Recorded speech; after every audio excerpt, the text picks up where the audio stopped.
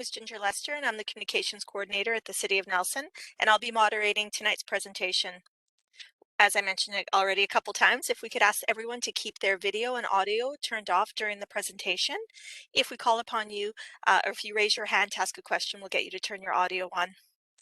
Although we do not anticipate any technical issues tonight, if you do have trouble viewing or hearing the presentation, we ask that you log off and sign back on and try again. Our team will be pleased to answer your questions tonight throughout the presentation and at the end as well. There's a raise hand feature that we'd ask you to use if you do have a question tonight. If you go to the bottom, there's a little icon with a smiley face, and if you click on that, it gives you the raise hand function at the top. And if you're on your mobile device, if you go to the bottom, there's three little dots in a linear line, and if you click on that, it also gives you the raise hand function. I'll be keeping track as they come in. You can ask a question after each segment of the presentation, or you can hold your questions till the end um, during our question period. Tonight's presentation is being recorded, and it will be available to the public in the next week or so at nelson.ca/hydro. We want to thank everyone for being here and taking the time to join us this evening. And with that, oh, and actually, I'll just a little reminder to read the meeting management notes that you see on the screen right now. And with that, I'm going to hand the presentation over to our General Manager of Nelson Hydro, Scott Spencer. Thanks, Scott. Thank you very much, Ginger, and welcome to everyone who's joined us tonight. I'm really pleased that people are interested in what Nelson Hydro is doing. Before I start into our agenda, I would like to acknowledge that the land on which we gather is the traditional territory of the Ktunaxa and the Syilx and the Sinixt people, and is home to the Métis and many diverse Aboriginal persons. We honor their connection to the land and rivers and respect the importance of the environment to our strength as a community. We have a full evening planned tonight. We're hoping to take about an hour to walk through presentations from my staff. We'll give everyone a chance to present all the exciting things that they've been doing in the past year and all the plans for next year. And looking forward to questions from the audience, as that always makes it more of an experience for the entire all the participants as well as our staff, so we get a sense for what people are interested in and how we can improve in the future. So looking forward to lots of engagement this evening. I'm going to begin the evening with just a quick introduction to my staff. So Nelson Hydro is a relatively small organization. We're 17 people in total. Assisting myself, I have Marg Craig as an office administrator, and she works part-time for the Public Works as well. Gabriel Bouvert-Boisclair is the Deputy Corporate Officer, but he also supports Nelson Hydro with all of our regulatory filings, and we'll be speaking on that this evening.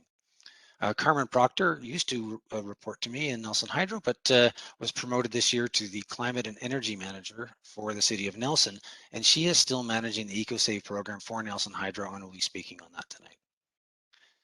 Jan Sangalang is my Projects and Customer Service Manager. He's unable to join us this evening, so I will be presenting on his behalf.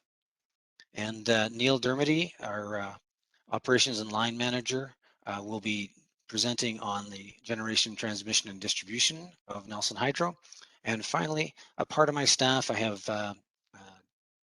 Jillian, who is our business analyst and operational support, and she works part-time, but manages to handle all of our data and provide great support to the rest of my team. Nelson Hydro's vision is to support the City of Nelson in being #1 in value to service, and the way that I'm doing that is by leveraging an extremely engaged and inspired workforce to achieve operational excellence. Our focus this year is going to be on customer service, communications, and reliability. We've initiated a number of things to modernize our systems and processes, as well as we're going to be continuing to provide support to Carmen and the Nelson Next program that the City of Nelson has to reduce carbon in our communities. I would now like to offer introduction to Marg Craig, who will speak to administration and communications.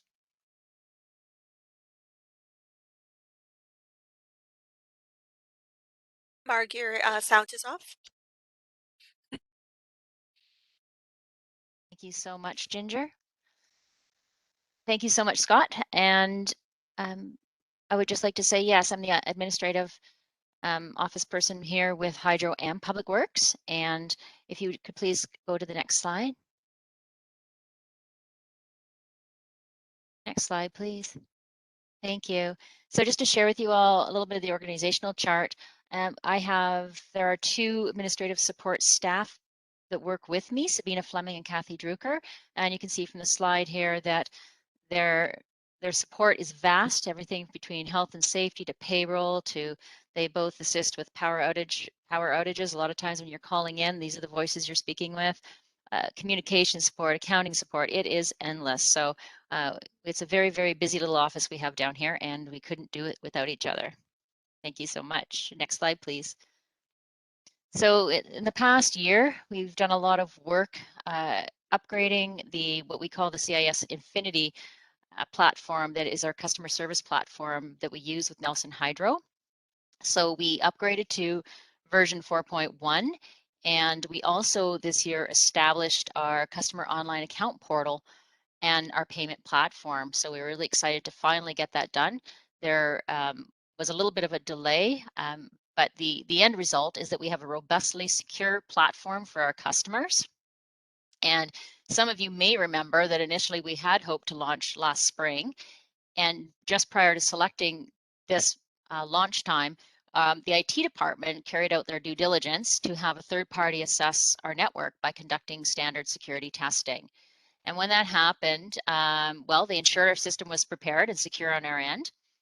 And then we also wanted to have Advanced Utility conduct their security review on their side as well to make sure that there was no loopholes or anything that would leave us vulnerable. So working with the Vice President of Research and Development and the team at Advanced Utility, they also did additional testing and made appropriate changes. So this was not an easy task in a very complex system. But once all the testing was done, our staff then had to retest everything to make sure that our online customer portal was secure and was working to our satisfaction. And then we finally launched September 15th. So our partnership, we just wanted to state that our partnership with Advanced Utility through this work has ensured us to have a positive and secure changes for Nelson Hydro. But it's also ensured positive and secure changes for other utilities and the customers with the work that we did together. So we're very proud of this partnership.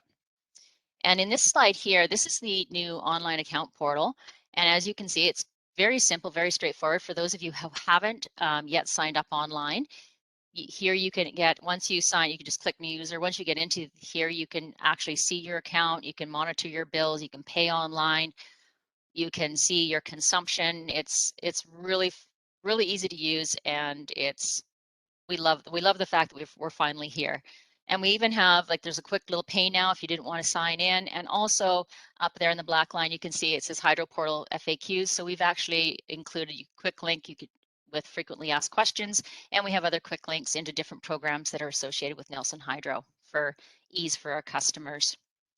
And I also wanted to share with you that we actually have, in the first 2 months of being live, we have over 1,350 online accounts that are currently active, which is really great, which is almost 14% of all the accounts we have with Nelson Hydro. And then yep, perfect, thank you. So in our general communications, we've really been working hard this year to really reach out and try to, we're doing our best to reach our customers and really make sure that you're aware of all the good things that we're doing here at Nelson Hydro. And with all the changes and different things that are happening, we want to keep you apprised of what they all are. So I've been working closely with Ginger Lester, who you met earlier this evening, who is our communications coordinator with the City of Nelson. But we're really striving to, using everything from social media, Notify Me, messages on your bill print, newsletters, both in print, direct mail, social media, radio, our toll-free line. And there's a little echo out there I just heard. I'm not sure where that is. And yeah, then we even added Marg Stacy's just got her sound on. So if Marg wants to turn that off, that's great. Thanks, Marg. Thank you. Hi, thank you. And even on the website, so this is just a sampling on the slide you're looking at now, just a sampling of some of the of the different publications and things that we have done to reach our customers, and giving you quick links here and there for other things. We even put a quick link, the little green tab right on the main page, so you can get into see all things Nelson Hydro right from the main page of nelson.ca. And I wanted to say, though, we are always open to suggestions. So if you have new ideas or ways that you think we should be getting our messaging out, we're always welcome to have feedback from you too. And then if you could move next slide, please. So this was a lot of fun this year. We actually decided to create videos to assist our customers in learning more about Nelson Hydro and how we operate. So we did one about a caring utility that speaks to our employees and our involvements in the community, one that really just looks at vegetation management, which we've been talking about a lot this year, and one that follows the process of what we do for outages and our storm response. So they're all on our website, nelson.ca hydro, and you're welcome, if you haven't seen them yet, take a look. We created them with videographer Masa Suzuki, who's here in Nelson, who's fabulous to work with, and I think you'd be really pleased, and hopefully it really helps explain things a lot better. It makes it simpler to understand. That's what we are striving for. Currently, we're filming the history of the power plant, and we're hoping to have that done before Christmas. So we're working on that. Next slide, please. And another one of our it's almost completed, but we I want to say it's always a pleasure to work with our Cultural Development Commission here in Nelson, and we're always furthering to beautify our community. And the latest discussions we started over a year ago, well over a year ago, and they're finally coming to fruition. So we have always wanted to embrace a sports theme in pictures in our landscape. It's been at least several years. And so when we put in the pad mount transformers at the community complex for the EV chargers, it was like, wow, this is our opportunity. So, and also an excellent opportunity to work again with Touchstone. So we're pretty excited about that. So this is a sampling of some of the photos that are going to be on the pad mount transformers, and really looking back into history, and they'll all be tagged with references, so we'll know where the pictures came from and who's in the photos. And we're hoping to have that complete by Christmas as well, but weather permitting, and we're getting lots of snow and rain, so we'll see. Hopefully we can get that done. Next slide, please. So in 2022, it's all about communications, continuing with our strategy, continuing to work. I'll be continuing to work with Ginger to get our messages out. We're going to be continuing with coming up with website updates and ways to make our website easier for you to use and access, and continuing with consistent, clear customer messaging over multiple channels. So if you've got more ideas, let us know. And we'll be continuing to promote the online account portal, and because we think it's a great way to engage everyone and get you on board. And we'll continue to assess and improve our current work processes. So it's going to be another busy year. But thanks for being here, and thanks for listening. That's all for me. Thanks for that, Marg. And does anyone have a question on the administration and communication side of things at Nelson Hydro? If you do, you can raise your hand, or you can ask us at the end. All right, I'm not seeing any raised hands, so I think we'll just move on to the next presenter. All right, so next up, Neil Dermody, who's our operations manager, is going to talk about generation, transmission, and distribution at Nelson Hydro. Take it away. Thank you, Ginger. Good evening, everyone. I want to thank you for the opportunity to present to you tonight. So first off, you'll see the organization chart for the generation operations line and department in solar. So we have 5 linemen or power line technicians, and 2 electricians and 1 millwright, and currently 1 temporary electrician. So earlier on, Scott was saying that we had a very engaged workforce, and I've worked with a number of teams, and I just want to reiterate that yeah, the level of collaboration I see at Nelson Hydro is second to none. So I'm very happy with the team I'm working with. And in 2021, as far as the staff goes, we've recently bid the position of sub-foreman power line technician, and Jason Precision, you can see his picture there, and you've probably seen him out about town. He is our subforeman power line technician. He's doing a great job. Some of the things we're doing this year that pertain to training is we're using a safety application in assistance with our HR people, and that's going to assist us in formalizing our safety, regulatory, and trade-specific training. So next slide. So as was mentioned earlier, vegetation management's a huge part of guaranteeing safety and reliability of our system. So this year we put together a 5-year integrated vegetation management plan. And what the vegetation management plan does is it lays out the budget that we're going to be spending over the next 5 years. It identifies an area of focus in each one of those individual years. And any of the areas that are not identified as an area of focus would be areas of sustainment. So from that diagram there, you can see there are 4 areas. There's the South Shore, city right in the middle there. There's the Northwest Shore and the Northeast Shore. So 4 areas, and we'll be rotating areas of focus through the 5-year veg management plan. And during the course of that, we'll be monitoring the benefit we're receiving from the money we're spending on vegetation management. And we're already seeing better levels of reliability as a result of our past vegetation management. Next slide. So here you can see our reliability. 2021 has seen more outages this year. And if you look at the right side, the pie chart there, you can see that the major causes of outages for Nelson Hydro are loss of supply. So as everyone knows, we are supplied probably about 60% of our energy from Fortis, BC. So loss of supply is where we lose an intertie for a number of different reasons from Fortis, BC. And they experience these outages for the same reason we do, which is trees due to wind and storms, animals and birds. And so you can see better than 80% of the outages at Nelson Hydro are from those 3 causes. Next slide.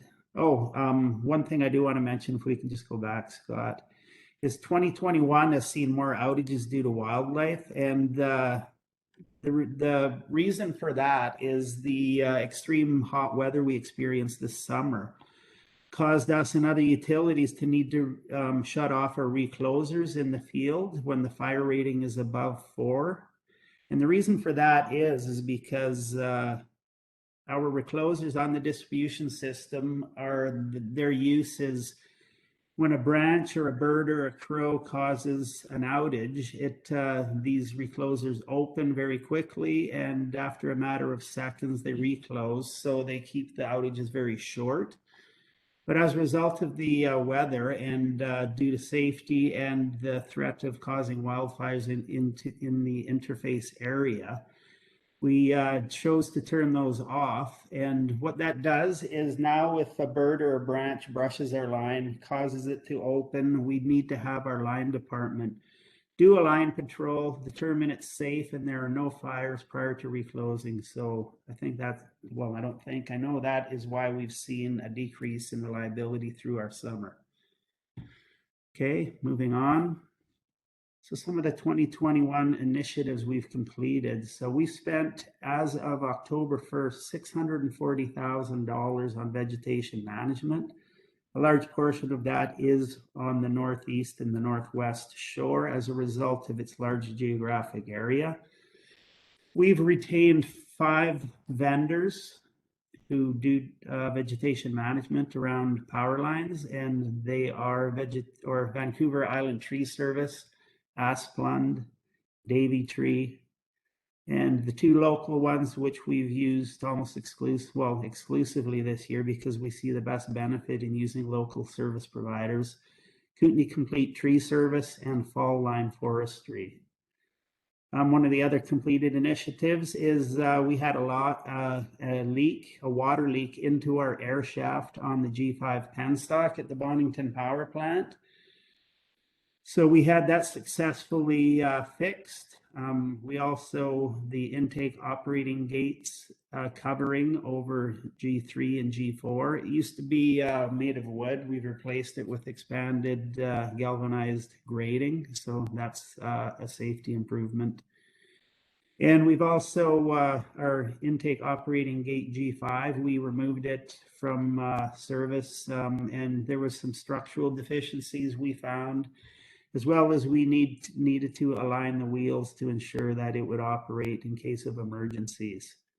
And maybe I'll just mention the reason for the Unit 5 penstock air shaft repair. It was required because, and you'll see this in our 2022 plan, is we're going to remove the G5 turbine. It's been in service for almost 30 years now. So due to that length of time, we are required to do a turbine major just to make sure there's going to be some parts that are wearing slightly, and we're going to ensure that if the clearances are opening up on those bearings, we're going to have to replace them. So that's going to be a large part of work all through potentially before the freshet or after the freshet in 2022. And next. So some of the completed initiatives on the line side are we will be commissioning a North Shore bar optimization program scheduled for the early part of December next month. We've also initiated a SIME system model, and the SIME system model is a virtual representation of our service area, and it allows us to run load flow simulations as well as identifying arc flash hazards. And it also will assist us in protection coordination, and that's a large part of reliability, making sure that our protection, our fuse coordination in the field and our circuit breakers in the substations are coordinated properly so that if there is a fault or an issue on the distribution system, that it's minimized to as small an area as possible. We've also completed 2 osprey nest relocates this year, and that's important because the ospreys, well, all of our transmission and distribution poles are close to water, and they're at a high elevation, and the raptors obviously seem to really want to nest there. They can see the fish in the water and whatnot. So what we've done is installed taller poles away from our energized lines to entice the osprey to move away from our power lines and make it safer for them, and it increases reliability as well. Also this year, just this month actually, we've awarded a line contractor master services agreement to 2 vendors local in town and in Castlegar. And the importance of that is so that we have them under contract now. So it will assist us in, this year's been very busy on the line side with service connections and new customers. So with our current line department size, we're not always able to get to these jobs in the short order that we would like to. And these are the line contractor master service agreement allows us to direct award to these vendors. Also, currently in the works, we're evaluating an asset management project. And what that's going to do is formalize the management of our assets, as the name suggests, in our Boddington hydroelectric station and our substations. And that will assist us with future capital programs, identifying capital programs, equipment, health ratings, and also in assigning preventative maintenance frequencies to each piece of equipment. Next slide, please, Scott.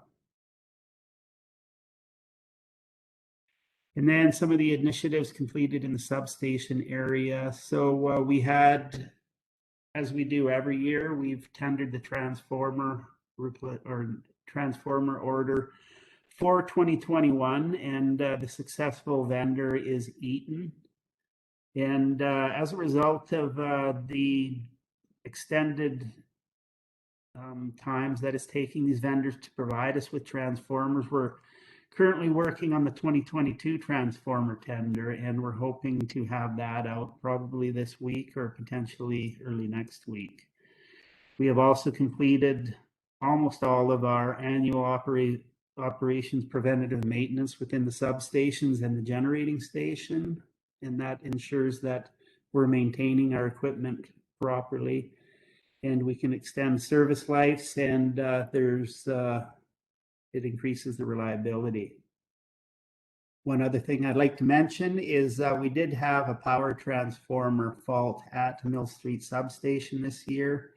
Transformer number 41 experienced a turn-to-turn fault on the low voltage winding. So that is causing us to reevaluate our capital program. The reestablishment of the Mill Street substation was in the service or the capital plan. This transformer fault is causing us to reevaluate it and move it up in our priority. So 2021, as we do every year, we do a test and treat program. So our service area, we've divided it into 8 distinct areas. And in each of these 8 years, so each area is on an 8-year cycle, we have a vendor come in and assess all of the poles within each of these areas every 8 years. And flowing out of that, the vendor would identify where there are rotten poles or whether there's a need to either stub them or replace the poles. So you can see this year, the area of focus for the test and treat was in Harrop Proctor. We tested 595 poles. And as a result of that, you can see the table below. So reject poles that were replaced only by Nelson Hydro were 16.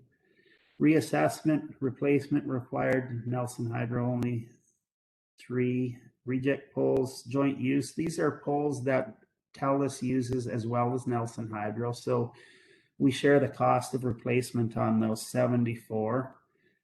And site inspection reassessment, so a replacement of the joint use poles, 1. So a total of 94 poles. For a total of $485,000 spent on pole replacements in Harrop Proctor.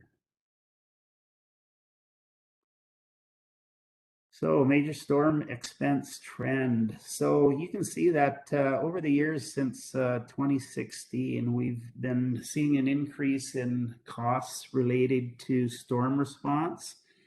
And this is common to all utilities the world over, and very certainly in Canada and North America.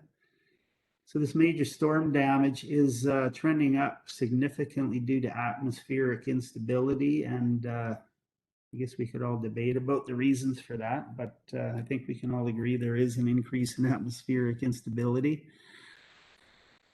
So a lot of what we're doing to minimize these storm expenses is also what we're doing to increase our reliability. So vegetation management plays a large part of that, as well the protection coordination, and there's a few other capital programs that Scott will go through a little later on. One thing I do want to mention is the November 15th storm that occurred just a few weeks ago. Those metrics are not yet reflected in this trend, but you would see obviously the 2021 year-to-date increase. So just wanted to call that out. So as a result of these increasing storm response requirements, we have been working on a Nelson Hydro outage response plan. This follows the incident command system that all of the municipalities and emergency services within the province of British Columbia do use. And what we're doing this for is an efficient management of our customer outages, effective scaling up of staffing when required to respond to smaller storms and emergent large storms. Communications necessary for larger outage events such as windstorms, wildfires, or other catalysts to widespread power outages. So this is a living document, and as a result of each emergent situation, we are updating this and seeking input from our staff as to how we can make things more efficient and get our customers power restored more quickly and effectively. Oh, and this is still me. So some of the things we're planning for 2022, we're going to continue on with our asset management framework. And that's going to be aligned with our dam emergency plan and our operations maintenance and surveillance plan for the dam, as well as preventative maintenance programs. And it will eventually lead to a computerized maintenance management system, which will assist us in, as soon as we identify any work, we will enter it into the CMMS. The CMMS will also allow us to schedule and levelize work for many years going down the road, each year to year and month to month, and assist us in our resource allocations for our employees. We're also going to continue to refine the Nelson Hydro outage response plan process, which I just described. One new thing that we're doing as part of our vegetation best management practices is we've identified that there's a lot of benefit in utilizing herbicide applications in certain areas. And the reason we want to do this is it's a good bang for the buck. So immediately when we're in a statutory right of way, in some cases where we're away from riparian areas or it's not a environmental issue, we're going to apply herbicide, and what that does is prevent the vegetation from growing back for a period of time, and then we don't have to continue to be trimming it year over year over year. The next thing, we're going to deliver the Bonington G5 turbine major overhaul to extend the life of that generator. It's our newest generator, so we really want to ensure that it's reliable and it has a full, long life. And we're also going to finalize the system model and ensure that we're using it to its fullest to assist us in identifying arc flash hazards, which would be hazard to both the public and to our employees, and protection coordination and whatnot. So it's going to be a great benefit to Nelson Hydro and the city of Nelson. And I believe that is it for me. Okay, does anyone have any questions for Neil, our operations manager? Oh, I think I see a question here from David. Would you like to turn your audio on? You can turn your video on too if you like. Sure. Yeah, thank you for that. I was wondering whether you could outline, I have two questions actually. The first was, you mentioned that we buy about 60% of our power from Fortis. I was under the impression that we only bought about 45% of it from Fortis's. Can you clarify that? Well, it's dependent. Generating. It's dependent somewhat on the freshet. So some years we have a long extended freshet where we're able to run Bonington generating station at full load, which is about 5.3 megawatts. And that causes us to defer some purchases from Fortis. And actually in the wee hours of the morning, we're actually exporting to Fortis in rare occurrences. And to be honest, I was pretty sure it was around 60%, but it may not be. Sometimes it's about 50-50. Scott, can you help me there? Yeah, we've been using 50% as the pretty solid number. I've been looking at it, over the past year, and when I look at a 12-month trend, we're sitting at around 50%. 2021, we had a low water year, so I think certainly there were times when we were importing more, but on an average for the full year, we're about 50%. Yeah, and Great. you had a second. The other part of my question was about this vegetation management using herbicides. I'm wondering if you could outline what sort of decision-making process was used to get to that point, where, for example, the doctors consulted. What sort of public health impact studies did you do before you start using herbicides, which I understand you currently don't use? Because there are a lot of concerns with herbicides that go beyond just superficial runoff into fish-bearing streams. Well, one, our best management practice would not allow us to use the herbicides in riparian areas. And the other part is all of the herbicides that we would use, and the list is very small, are intrinsically safe or considered intrinsically safe by the Ministry of Environment in BC. We did use a consultant to assist us in putting together our vegetation best management plan. And we did run a small pilot across from Mainjet on the North Shore this year, just to ensure that we had all of our regulatory T's crossed and I's dotted. There is a considerable amount of regulation and paperwork that's required prior to any application. So that was the reason for the pilot. But going forward, prior to any herbicide application, we will be announcing it in the media and with sandwich boards. And there will be opportunity for the public to interject, and we would need to have some collaboration at that time. Neil, maybe Okay, you could thank you. explain what riparian is to the group, just in case they don't know. Okay, riparian areas are typically an area about 20, well, right from a stream or a river, 20 meters back from the river. So it's an environmentally sensitive area. So if you apply anything like a herbicide, it might get into the water, fish-bearing streams and whatnot, affect amphibian life as well. So you're not allowed to log in these areas. So there are very strict covenants that people need to follow in these riparian areas. And typically they're around wetlands and streams and rivers. Scott, did you have anything to add? I think we can probably move on to the next piece. Okay, David, I'll just ask you if you could unraise your hand so that if you have another question, I'll know. That'd be great. Thank you very much. Okay, we're going to move on to project and customer service, and Scott is going to take this as Jan is not here tonight. So take it away, Scott. Yeah, thanks very much, Ginger. Yeah, and yeah, it's a pleasure to be able to speak to the projects and customer service on behalf of Jan, who's taking some time off with his family to celebrate the birth of a new son. So Jan's team is a little diverse. He manages the projects for all of Nelson Hydro, all of our capital plans, and coordinates with contractors.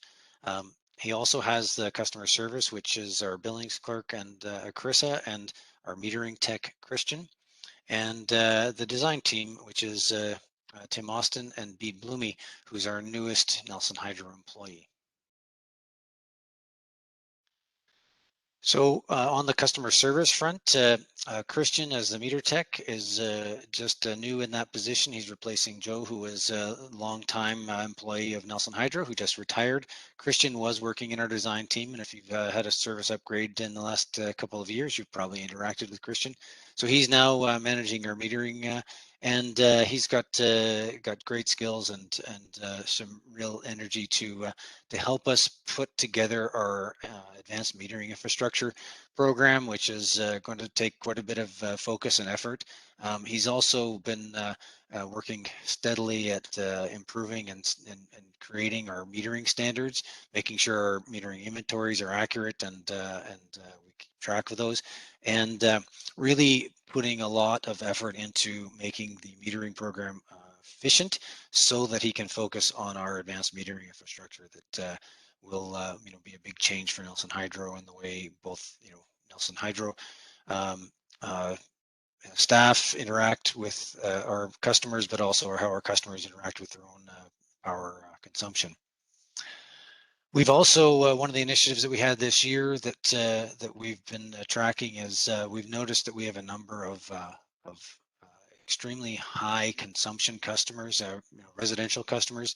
About 126 were identified, and we've been tackling starting at the highest consumption customers, and providing with letters and working with the customers to install proper metering and making sure that they are on the right rate class for their consumption. Many of these customers are consuming the equivalent of 5 times the BC average for a standard home. So we're trying to work with the customers to make sure that they are paying the correct rates and in the right rate categories. And on the billing side, Carissa has been working with many of our customers, trying to make sure that people are able to pay their accounts, and she's been able to bring that down from a high last year due to COVID of over 6% overdue bills. Now we're down to below 2%. So that's been a great story, and she's done a great job of trying to make sure that people are able to both, manage their bills, as well as work with payment plans to make sure that they get caught up. Looking forward to next year, Christian and Carissa are both really focused on trying to improve the customer experience. We've got the new online account portal, which we're hoping to promote and increase usage with. The residential high consumer customers, we're going to continue working our way down the list, working with those customers. And then the big one for this coming year is we're going to lay the foundation, the groundwork for our advanced metering infrastructure program. And to do that, we're going to engage a specialist that's going to help us understand what the best practices are in the industry and right size a program that's going to work for Nelson Hydro, and establish that meter data management system that was the foundation, so that we know what data we're collecting, how we're collecting it and storing it, and what we're going to use it for. So laying the foundation for installing smart meters in 2023, 2024 within the Nelson Hydro service area. Going on to our design team, they have been very busy this year. You've probably seen around town the amount of new construction that's going on, and every one of those is contacting Nelson Hydro to either upgrade, change, or install new services. So as of the end of September, we'd already had almost 300 customer inquiries, and 2/3 of those turned into full-on proposals and changes that we've been making to customer services. 20 of those were significant extensions or systems repairs that require a lot more design work in order to be able to come up with a good plan for both the community as well as the customer. And in their spare time, the design group also manages our BC One call. So if you need to do an underground locate, you reach out to them, and they've had well over 1,000 year to date, and probably on track for a record this year in terms of those locates. So you can see, but the bar graph, the line goes across is our 5-year average, and the last few months have been very busy. We had a bit of a reprieve in August, but October and November are both well above that 5-year average, and it doesn't seem to even be looking like it's easing up for December, which is usually the quiet time when the guys are able to catch a breath and work on some process improvement. So still looking for that, but they've been doing a great job keeping up with customers and getting back to them in a reasonable time. And I think their biggest challenge is going to be in 2022, looking at the procurement issues, supply chain issues, making sure that we've got the wires and transformers to be able to service new customers. Going to some of the highlights for 2021. You can see on the right the line crew and the design team have been working closely with the Ministry of Transport out in Balfour on the new ferry landing project. We've completed that work from a Nelson Hydro perspective. We put almost 400 meters of that line underground, so that should help with reliability and aesthetics in that area, and it's going to make it a lot easier for the ferry lineups and things in that area. Along that same lines, we also did significant primary extension down at the Johns Walk area, which is Sprout Drive, to connect a service for the new ferry construction. So that's the second largest service we have in our service area, is to service the power to allow them to construct that ferry. And the other big project that we had, the bottom photo there, it's an underground vault out at 6 Mile. Greenlight Solutions, the new canvas facility there, they installed the single largest service that we have in the Nelson Hydro service area, and so that was energized this year. They're not at full production yet, so we're not seeing the impact. But as they set up their facility, they will be ramping up, and we'll be looking for how that affects our system and making sure that everything remains stable as those significant loads come online. Looking forward to 2022, it doesn't look like things are going to let up in terms of the activity and the work that the design team has to do. The major project on Vernon Street looks like it's going ahead. It's 125 new units that are expected to be built in that what is now a parking lot just off of Vernon Street on the lower side. There's also a significant development on the end of Baker Street in the Nelson Daily News area. Mount St. Francis has got some demolition work that'll be going on, and we'll be connecting with Nelson Hydro to make sure that we're making it safe for them. And then finally, the cannabis facility on 45 Government Road has been under construction all through 2021, and we're expecting to finish that service and energize that facility in 2022. Looking into our capital projects in 2021, some of the projects that Jan was focused on, we were able to install EV chargers, electric vehicle chargers at both campuses of Selkirk College, Silver King and 10th Street. Or Mary Hall, I guess, is the precise location. You can see that in the right. That was taken in the spring before the grass was growing, but it certainly looks a lot better now, and people are starting to take advantage of those while they're either at school or visiting Selkirk College. We've also been working on and still in the process of putting a backup generator at the Nelson Hydro Bonington Falls generating station. This is going to allow us to be able to restart the units in the event of a power outage. We don't need to rely on Fortis or start up a portable generator of our own. We will have a in-place backup generator that will come on automatically, provide power to the station so that we can get things back online quicker for our customers. And finally, another one that's a little bit hard to show a picture, but our SCADA upgrade, it's a systems control and data acquisition. We've been putting new controls in place that's going to give us a whole lot better visibility in terms of what our system is doing, and ultimately lead us to be able to start to do some remote control of our system that will allow us to be able to bring systems back online if we have outages or issues in the future. The SIME model that Neil spoke to about, he already talked to it extensive. This picture here is of the North Shore. I know it just looks like some squiggly lines, but it actually, if you zoom in down, you can see every single fuse, transformer, switch that's in our line, and that's going to give us a whole lot better visibility, make us better able to plan our service extensions, the protection coordination that Neil talked about, and some safety studies so that it keeps our staff safe when they're working in the field and working with the equipment. The other initiative that we started this year was a peak shaving study. If everybody remembers, in February of this past year, we had a cold snap. We set a new record for Nelson Hydro in terms of draw from Fortis BC, and we're looking at ways that we can try and reduce the demand charges that we're going to be seeing, that we see from that. We incur about $500,000 in demand charges from Fortis BC from that one single peaking event in February.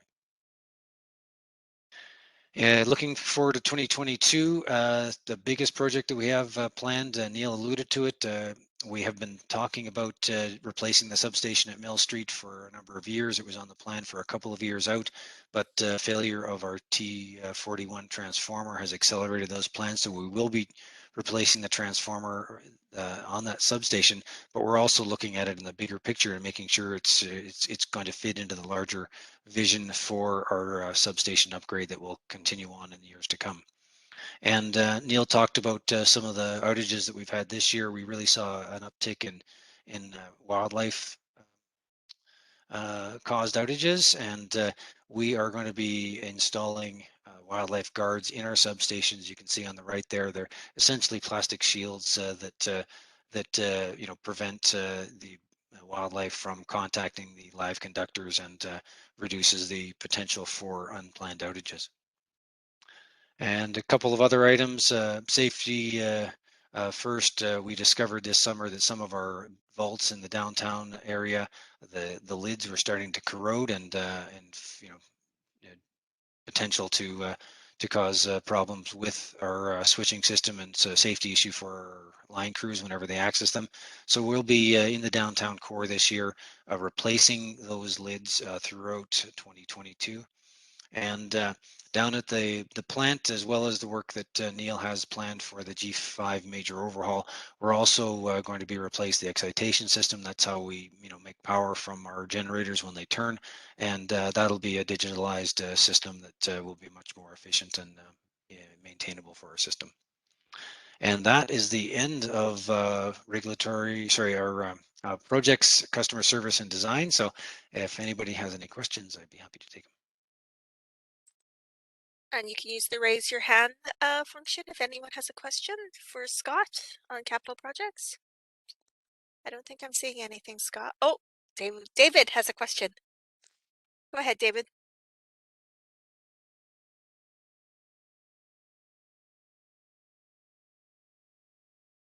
David, do you have your sound on? Sorry, I was out there.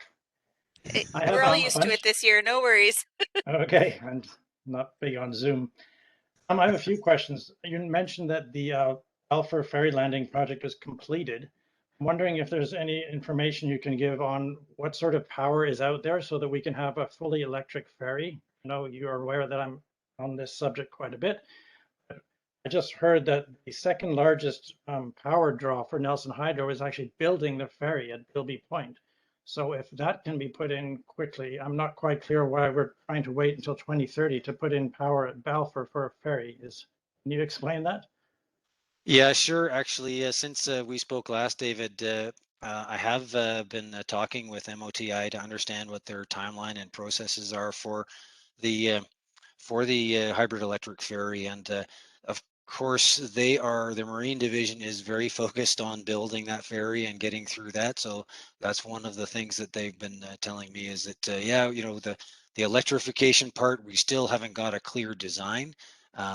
So I was trying to get from them a timeline on where they're at for that, because it will make a difference as we look at some of our projects in our 5-year plan in terms of the decisions that we made. So one of the things that they shared with me at that time was they're expecting that they're going to electrify the Harrop ferry before they get to the Balfour ferry.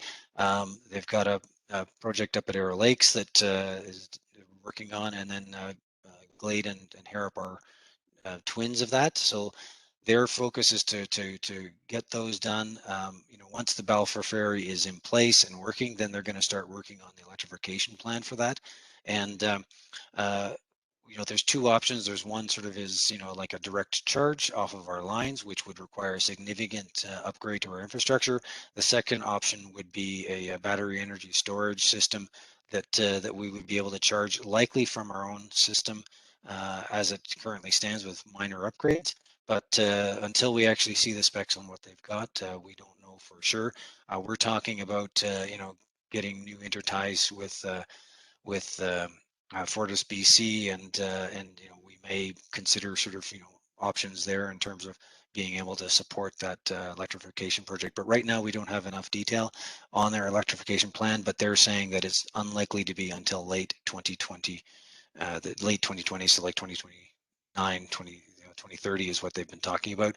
And I think we'd all like to see it sooner, but at this point they're both trying to sort of do it systematically, but they're also waiting to see how BC Ferries makes out. There's some electrification projects happening on the coast, and they're wanting to get some lessons learned from that before they dive straight into the full electrification. But the ferry that is being built is going to be electric ready. I think, as you mentioned, they will have to add batteries, more batteries what it's going to start out with, and then of course come up with a charging plan.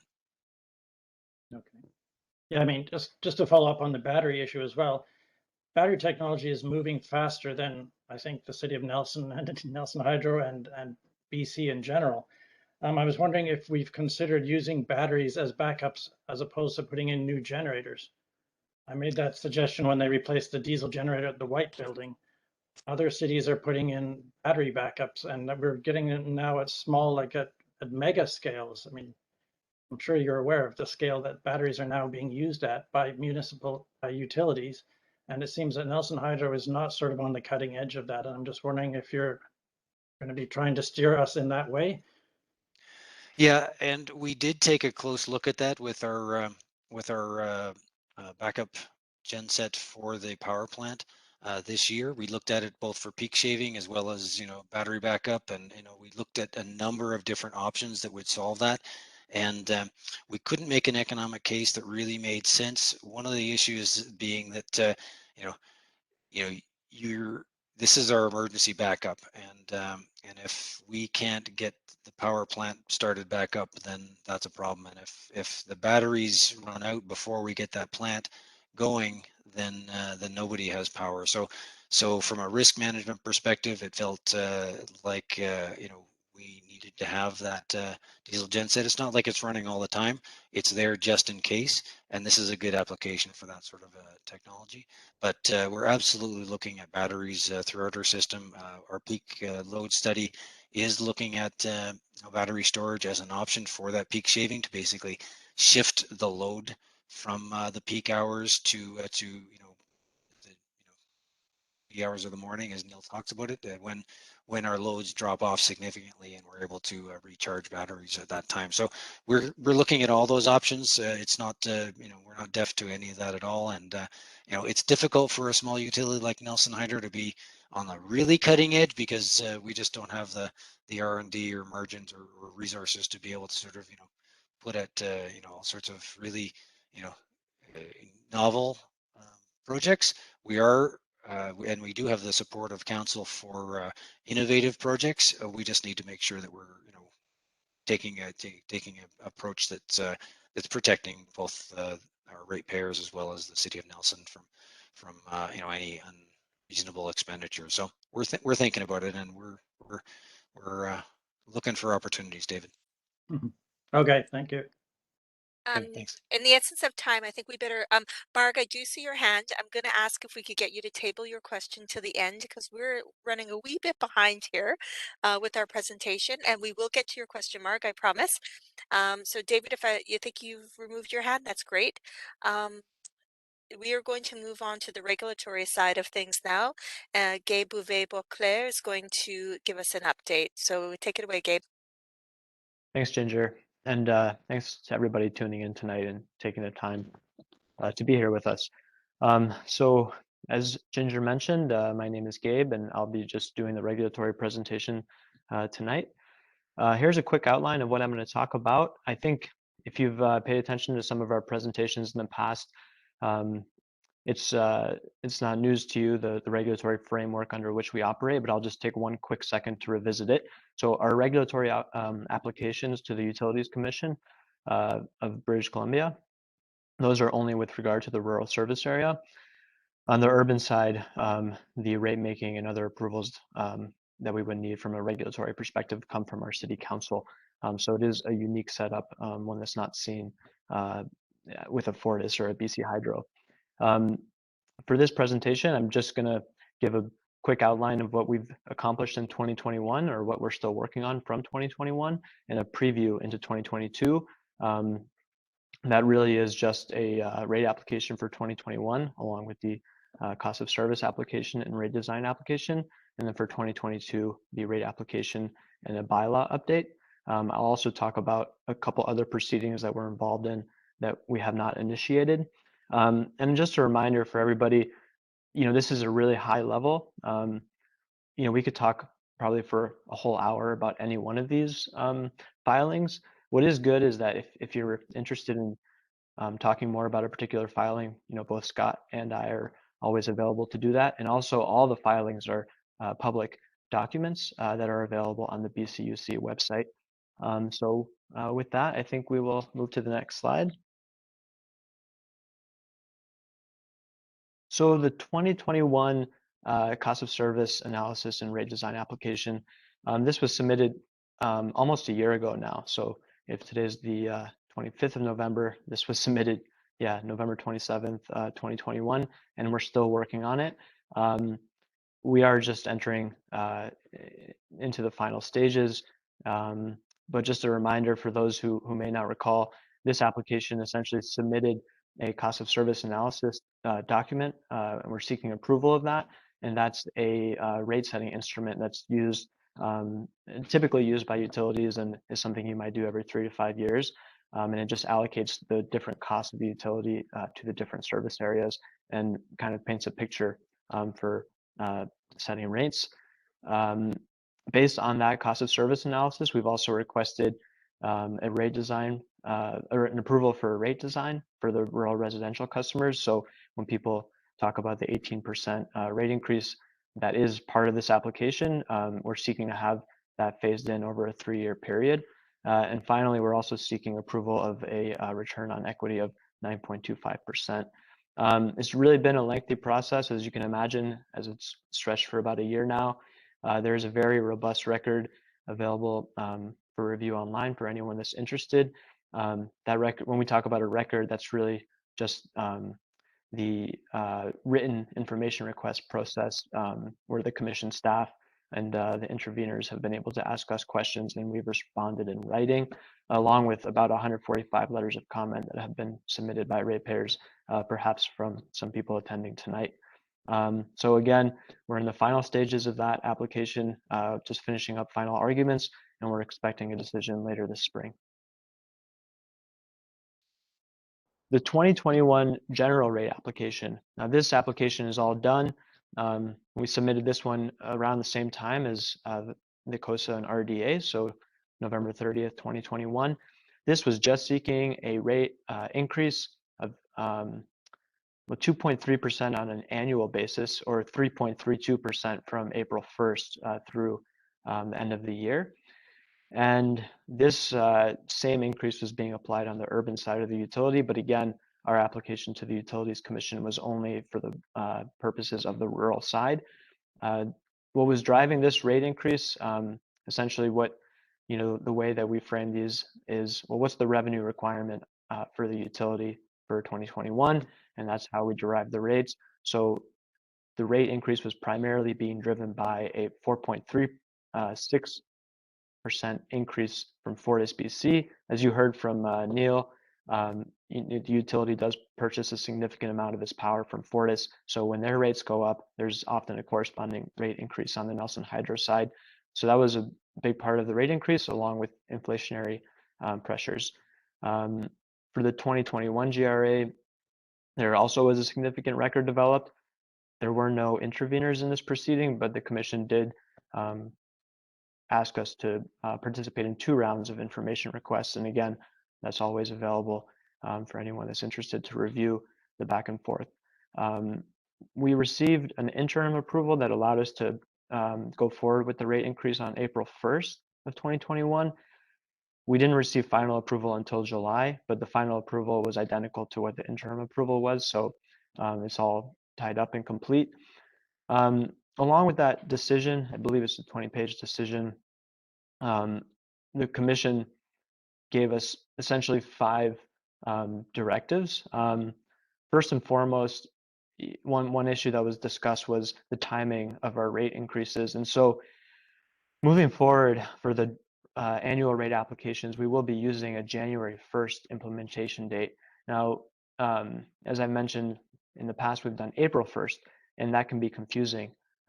And there's several different factors that were discussed in terms of readjusting that.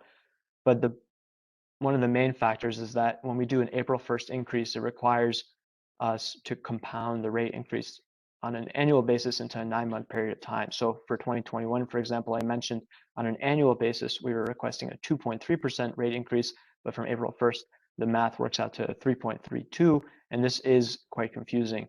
So going forward, we'll just be doing January 1 increases. Another thing the Commission directed us to do was to engage with FortisBC in terms of improving reliability. So again, as you heard from Neil's presentation, a big part of our reliability is how reliable the Fortis BC system is, particularly up at Coffee Creek on the North Shore. So some aspects of improving reliability are outside of our control. So the Commission directed us to approach FortisBC more aggressively than we have in the past about working together to solve some of those issues. So that has been initiated. Along with that, they've also directed us to submit a 5-year vegetation management plan, which Neil also mentioned. We did that already. They also directed us to address some reliability planning with regards to our capital projects planning. That also is being addressed as part of our 2022 GRA. Finally, they've asked us also to provide an update on the software implementation that Marg was describing to you all, and we're going to do that, or they've directed us to do that before next June. So we do have some time on that one. So we can move over to the next slide. So clearly one of the big issues that came out of the 2021 GRA from the Commission's perspective was reliability. So they did recognize that the rural area, the reliability statistics in the rural area have declined from, I believe they were looking at 2016 numbers. As you've heard in other parts of this presentation tonight, a big issue with reliability is the increase in severe storms and also the vegetation management. So they've directed us to do a few things that should serve to improve reliability. I believe we're already seeing that in our reliability statistics from this year. But they also recognize that some of these measures, such as additional vegetation management, do require rate increases. They also found that the 3.32% rate increase that we requested in 2021 was justified and reasonable. And finally, just to note here, one thing that seems to be persuasive for the BCUC in setting rates for the Nelson Hydro Rural Service Area is how they compare to Fortis and BC Hydro, the other regulated utilities. Again, they found that our rates are very competitive as compared to those of Fortis BC and very similar to those of BC Hydro. So that was the 2021 GRA kind of in a nutshell. So for 2022, we're doing a similar process. Again, these are annual rate increases. So the same thing that Fortis does or BC Hydro does often on an annual basis, depending on what their framework is. And so for this year, we have filed our application, filed it on November 1st. We're requesting a 2.5% rate increase. And this, again, is largely being driven by the increase on the Fortis BC side. So Fortis has requested a 3.46% rate increase starting on January 1st. So all Fortis customers will be seeing that rate increase. And we will also as a wholesale customer. The other parts in our other factors that are driving this rate increase would include an increased budget for storm response. Again, as Neil was describing, the storm costs have rapidly increased as we've been experiencing more severe storms, and also another round of inflationary increases. So we've requested and actually just received this week interim approval to implement the 2.5% rate increase on January 1st. And again, just to be clear, that is not a final approval. So a regulatory timetable was also issued setting out the information request timetable. So that'll be happening as well in January and February. As in the past, we've tried to ensure that we are keeping our ratepayers informed. There will be some notices and letters going out with regards to the approval that we just got this week on an interim basis. We also presented this 2.5% rate increase originally back in September. We presented it to council twice as well in open public meetings. And of course, we're presenting it again tonight. So that's the 2022 GRA. Another filing that we're anticipating initiating in 2022 is the Hydro Services bylaw update. So this is a little unusual. It's not something we've done in quite some time.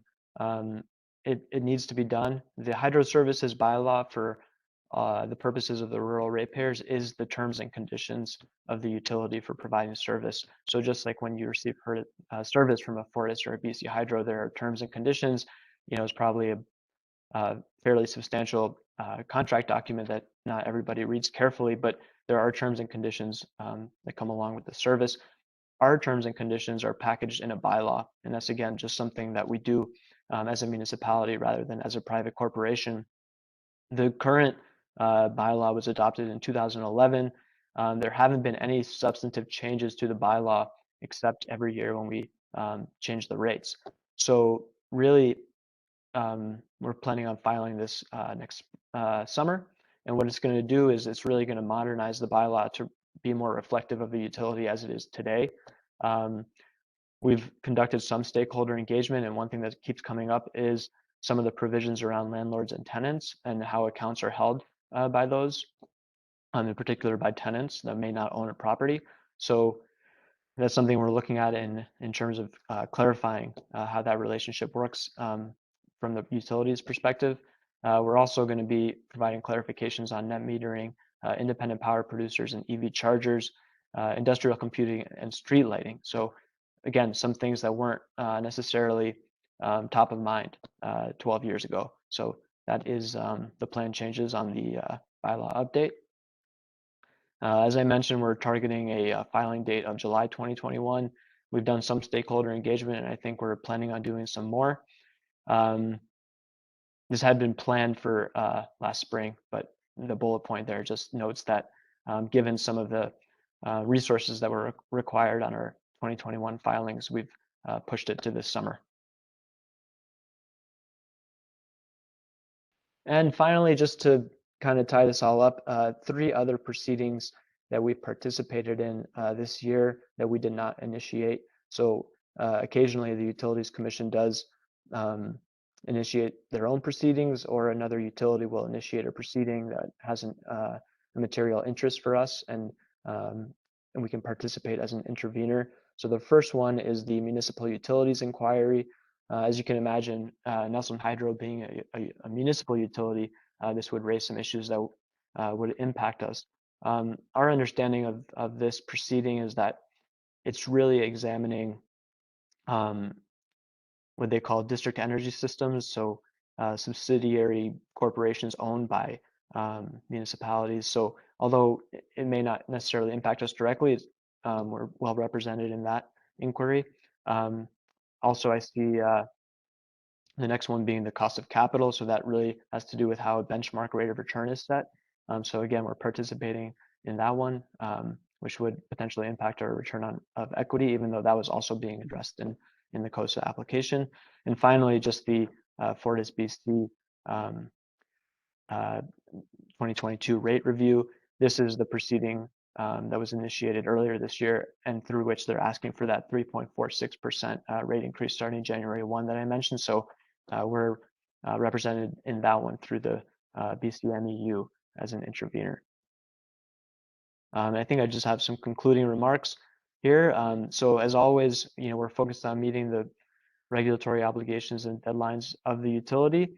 It really is, or has become over the past 2 years, a much more resource intensive requirement of operating Nelson Hydro. We've undertaken some proceedings that we haven't done in the past and that were really very much needed. It's required everyone. It's been really a team effort, starting with Scott and his Nelson Hydro team, as well as our finance guys and administration at City Hall. So we don't think that's going to slow down. Looking into 2022, whatever does end up happening with the COSA, we're sure it's going to require some rearranging of certain things in terms of how whatever approvals we receive are implemented. And we've got that 2022 rate application, which will have a couple of rounds of IRs, I would imagine. And finally, the bylaw update, which is not something we've gone through before as a team. So we never know how those will, how resource intensive those will be. So that is the regulatory update for tonight's open house. Thank you, Gabe. And we're going to actually, I'm not even going to ask for questions on this one because we're going to move on to the next presentation and table all of our questions till the end. So I believe Carmen is up next. Yes, so Carmen Proctor is our Climate and Energy Manager here at the City of Nelson, and she's going to speak today about the EcoSave program. So thank you, Carmen, if you could proceed. Thank you, Ginger. Good evening, everybody. Thank you for your time. EcoSave offers programs, services, and tools to help you save energy and money in your home. The Regional Energy Efficiency Program is available to all Nelson Hydro customers. And by registering, you can access an energy evaluation that helps to identify the upgrades that you need to make your house more energy efficient, which can save you money and energy. And you can also access rebates for some of those upgrades. These rebates are coming from the provincial and the federal government, as well as FortisBC. This can be a very complex process, so we do have a team that helps you each step of the way, including the rebate application process and understanding which heating option is best for you, such as heat pumps.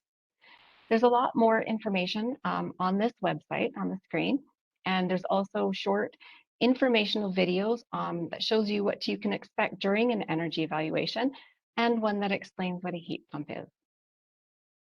Next slide, please. The service we offer is on-bill financing. So you can access on-bill financing. It's available for Nelson Hydro customers that live within city limits of Nelson. You can access financing for energy upgrades as well as e-bikes, and you repay the loan using your Nelson Hydro bill. The approval for this loan is based on your account being in good standing and property ownership. You can visit the website that's listed on this screen to apply for these loans, as well as access some of the other energy efficiency tools, such as a electric consumption monitor and a thermal imaging camera. You can also check out a heat map of your home. And on this website that says programs, there's a list of other programs that you can participate in that align with Nelson's new climate action plan called Nelson Next. Thank you.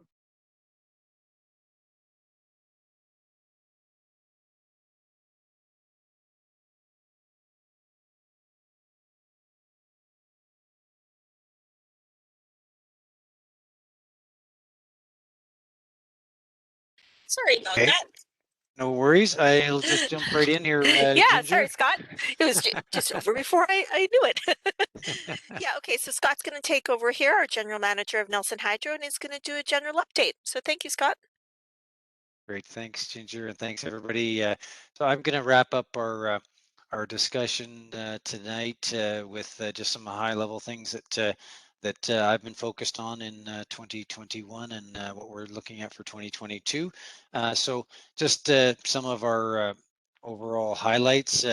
I'm sure everyone has been impacted in some way or another by COVID-19, and I mentioned earlier that you know, we're seeing procurement delays being something that is really starting to take an impact on us, and we're having to make sure that we are planning accordingly, and as Neil indicated, you know, getting orders in much earlier than we have traditionally in the past when materials were readily available. We're seeing long leads for even the smallest items that we require in order to be able to connect new services or repair things, and we always want to make sure that we're ready for the next storm and have enough materials on hand. So that's something that we're dealing with. We've also noted that you know, in general, the community is quite on edge, and that's the focus for Nelson Hydro this year on customer service and trying to do the best that we can, try and make interacting with Nelson Hydro and their power system as easy as possible for everybody, because we've all got lots that's already on our minds. We've talked a bit about the extreme weather. It's been a crazy year, 2021. We saw multiple windstorms. We had record cold days. We had record heat days. We had the dry period in the summer where we had to turn off our reclosers. So it's been quite a year for us and our team that as we tackle the various challenges that's been going on. And as I mentioned with the design group, you know, we've been very busy. There's just so much activity going on in the community right now, and we've had to do that as well as manage all the other issues. And Gabe spoke at length about our regulatory activities. It's been quite a fair bit to keep on top of that, but we're proud that we've been able to make all our filings and feel good about you know, keeping that commitment to the BCUC to provide them with the information they need in order to make good decisions. Some of the things that I've been working on in my first year here at Nelson Hydro is I've taken a look at a lot of the third-party agreements that we had in place. One of them is the BC Hydro Water Rights Agreement, something that was put in place in 1989, renewed in 2006, and as I was reviewing it, one of the clauses this agreement was put in place as a to you know, provide Nelson Hydro with compensation for the impact of the construction of the Kootenay Canal, which diverted significant amount of water away from Nelson Hydro. And part of that agreement is our obligation to sell them power during freshet, and our power rate that we currently have in the agreement is quite low relative to what we would then have to purchase power back from BC Hydro. So I'm working with BC Hydro to try and see if we can get some relief on that and make it so it's much more fair. We're currently selling to them at 0.7 cents a kilowatt hour and purchasing it back at 4.7 cents from FortisBC, because you know, different from 1989, now we are almost always purchasing power from our wholesale supplier at any given time. So we're working on trying to improve that agreement. I've also been engaged with TELUS to update our joint use agreement. That was last refreshed in 1984, and trying to get maintenance costs for things like vegetation management and pole replacements and like that updated properly so that we can be reimbursed. And we're very close to being able to have that signed. So I'm hoping that before the end of the year, that will be in the books. And FortisBC, we have already signed a joint use agreement. We looked at that. It actually has fairly small impact on our overall, but it's good to clean up all of our you know, agreements like this. We only share 20 poles with FortisBC versus over 4,000 that we share with TELUS.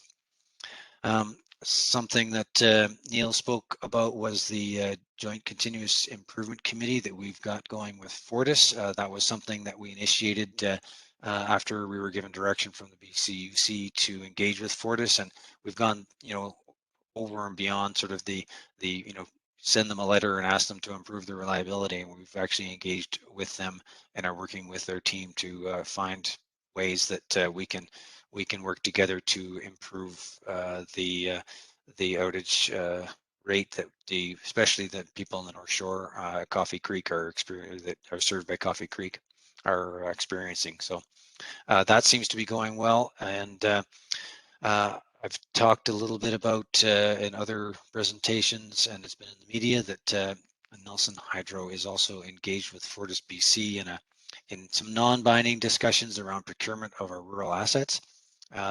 Then those are still in very early stages, but this is a direction from Nelson City Council for me to look at all the options with respect to the rural service area, which, you know, the COSA is indicated to us clearly that you know, it costs more for us to service the North Shore, or sorry, the rural service areas, North and South Shore, than we receive in rates back from those areas. So we're looking at all of our options, and another of those options that we're looking at is there a way that we can restructure Nelson Hydro, looking at the options for you know, a municipal corporation that would have an independent board of its own, and you know, be somewhat separate from the city, to allow the BCUC to more clearly understand the differences in the finances and structure of how Nelson Hydro operates relative to the city, because that seems to be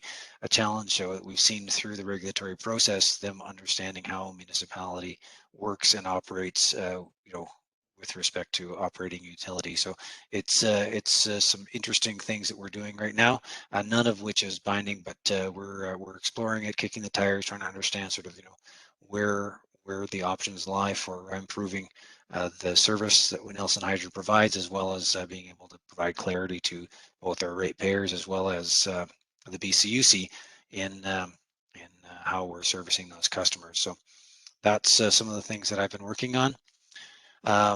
The 2022 operations,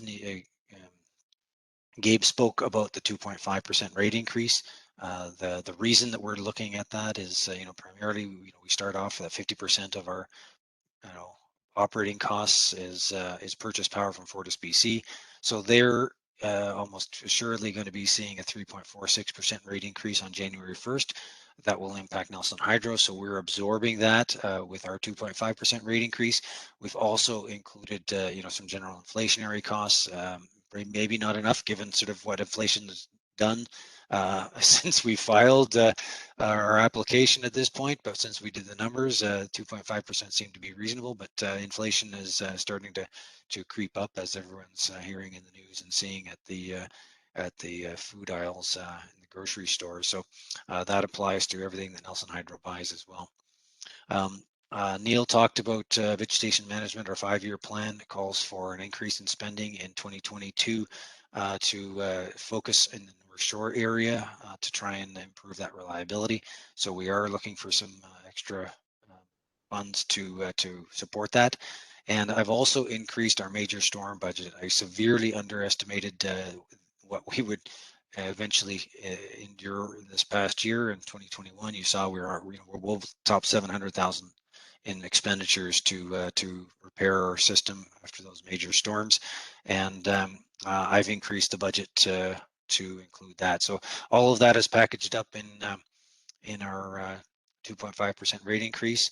I'm hoping that we can maintain some of our operational efficiencies. If you remember, we had the January 13th storm this year. It kind of put a shot across my bow in terms of realizing that, okay, I'm already over budget and it's only half a month into the year. So we really buckled down and found ways to be able to provide the services for less money this year, and I'm looking to carry that into 2022. And finally, I spoke about the 2.5%, and I know many people ask, well, what does that mean to me? So I put together a series of graphs here just to help people understand, sort of from a comparison perspective. So the bottom of this chart indicates different consumption levels on a monthly basis. There's been a challenge sort of trying to define a typical customer for Nelson Hydro. People have different ways of doing it, but it is around 1,000 kilowatt hours per month on average for the typical customer. So that middle graph is kind of where the average is, but people are across the whole spectrum, and the 2.5% increase still keeps Nelson Hydro, which is in the blue, significantly lower than FortisBC at all power consumption levels. Fortis is the gray, the light gray, and then BC Hydro as our comparison, is in the dark gray.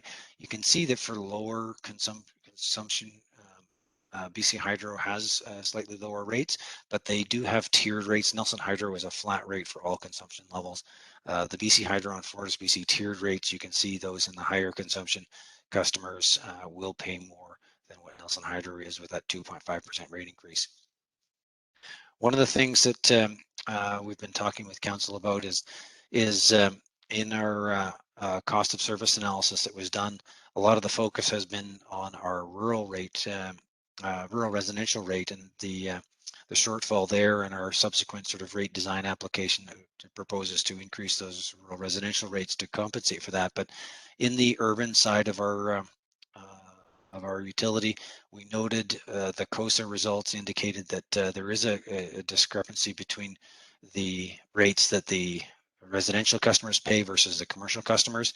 When we look at the cost of service, we're about 12% high on the residential and about 12% low on the commercial. So what we need to do in order to try and balance that and make it fair for all ratepayers is to do a rate rebalancing. It is within the bounds of Nelson City proper, so it's not something that the BCUC has been looking at all.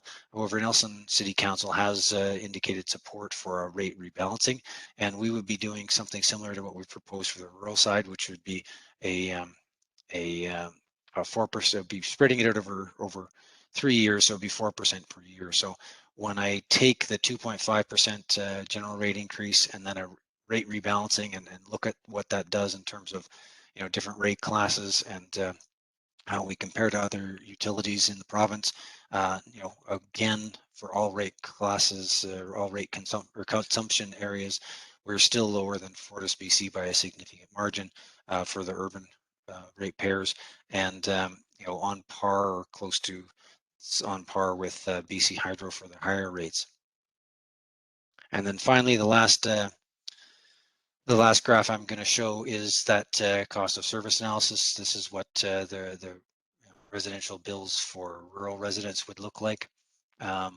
So the rural would see that 5.72% increase from the cost of service plus the 2.5%, which is an 8.2% increase. So when compared to FortisBC, we're still significantly below for all rate classes.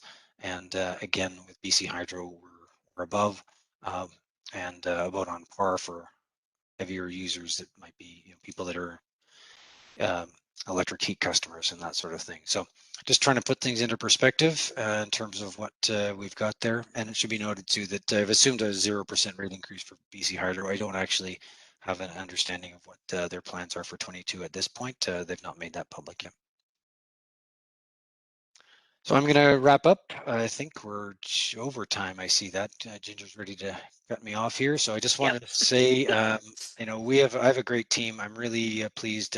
You've heard from my management team, but all the staff here at Nelson Hydro are very committed and are out there every day keeping your lights on, focused on customer service. We're going to really push communications and make sure people understand what your utility is doing. You've heard about our emphasis on reliability, and we're going to keep focusing on improving our process efficiency and everything that we do to try and make sure we squeeze every last bit of value out of every ratepayer dollar that we receive. So I appreciate everybody's patience, and thanks for sticking in and listening to everything that myself and my team have. Ginger, I think we're probably still able to take some questions if people are ready to put their hands up. Great. I know Mark Stacy earlier had wanted a question. Mark, did you still want to pop on and ask a question? Yes, please. Okay, go ahead. Okay. I'm first of all pretty proud of Nelson Hydro, having Nelson Hydro in our municipality. And however, after the last conference in Glasgow, the world is going to change. This question is driven by the current trajectory of electric vehicle technology, with the ensuing, what David mentioned, the battery graveyards and car graveyards globally, and also the expensive installation of charging stations. And it's also driven by the atmospheric CO2 and methane emissions that we all have to deal with. So I don't know where to put this huge topic, but hydro is where I'm starting. So I imagine you've heard of carbon engineering in Squamish. Yes. Yes. Have you ever investigated how they did that? I have looked at their website. I've read the articles on their technology, and it's interesting and fascinating for sure. And it's beginning to proliferate, but it's sort of when Apple and Microsoft were scrapping, things like that. Which direction is somebody going to take? Well, the world has taken this direction of electric vehicles, and we all know that there are people in the back hills here who just aren't going to buy these electric vehicles, and I don't know what they're going to do. So this is my answer to a a fuel technology that hasn't got emissions, and it's clean, and it also sucks up the CO2, of which we have a great deal around, especially in the summer, and we can sell it. But it's a huge undertaking, and it's Nelson Hydro. We do have this corporation. I mean, can it partner with something that will move in? We have the water, we have the rail, we have, I don't know about the storage, and we don't have the potassium, but Saskatchewan does. And so let me just put it to you with somebody. I asked your predecessor about 3 times about this, and he didn't seem to know what I was talking about. So I'm asking you, can you actually talk to somebody there, find out how they did it? Can it be installed here? Can we make money supplying a different kind of fuel that's clean to ferries and things? It seems like we're on a trajectory that doesn't need to happen. So just asking. Yeah, sure. Thanks very much. And I think you had sent in a question in advance, and I did spend some time taking a look at the technology. I still don't have a clear picture of the monetization of any outputs. It looks to me like it's something that would be an investment in carbon offsets, so that you can try and reduce the carbon in the atmosphere, rather than other methods of trying to electrification or other things like that that reduces sort of our emissions. This would actually be pulling carbon out of the air. And I think the analogy they used was like draining the bathtub, rather than sort of trying to just keep sort of preventing the bathtub from filling up anymore. And I think it's a great opportunity. I don't know how that fits in with Nelson Hydro at this point. I am not sure that there's an energy source there that comes out of it, but certainly carbon sequestration and storage is something that they're looking at around the world to try and help us get out of the climate crisis that we're currently in. The energy source coming out of it was was fuel for vehicles, any kind of vehicle except perhaps a jet. Yeah, exactly. So, it's not a great fit for Nelson Hydro per se, but it is something that I'm sure that Carmen would be interested in looking at from a Nelson Next perspective. And is there something that, the city of Nelson might do? Nelson Hydro would certainly participate in that. But as far as, Nelson Hydro as a provider of electricity for the city of Nelson, it's not really sort of in our wheelhouse right now. But it's in technology. nobody's house right now. So that's why I'm starting with you. Okay, well, thanks very much. I appreciate that. Yeah, I was just going to say, maybe we could take an action item away from here and connect you with someone at the city offline from tonight, and we could maybe start a conversation. I'm not an engineer. I'm just trying to piece this together. So I'm sort of asking the people who might know more about it I'm not an expert in this. For sure. But why don't I know how to get a hold of you. We'll get a hold of you, Mark, and we'll see if we can't connect you, okay? Find me. Yeah. Thank you. Okay, I do see another question from, and I don't know if it's Tracy or Dan, but Tracy and Dan, if you want to turn your audio on, that'd be great. There we go. I'm here. Okay, it's Dan. Hi, Scott. I have to say, I definitely have seen improvements in transparency and communication in the last year in particular. So I'm happy to see that. The question I have, it's a brief question. What I'm after is I understand how the ROE and amortization is going to take place for the rural through COSA. What I would like to understand or gain an understanding of is how is it taking place now with Nelson Hydro as an entity paying the city for the amortization and giving them back an ROE, and how does that work? Yeah, so amortization is a non-cash expense. Right.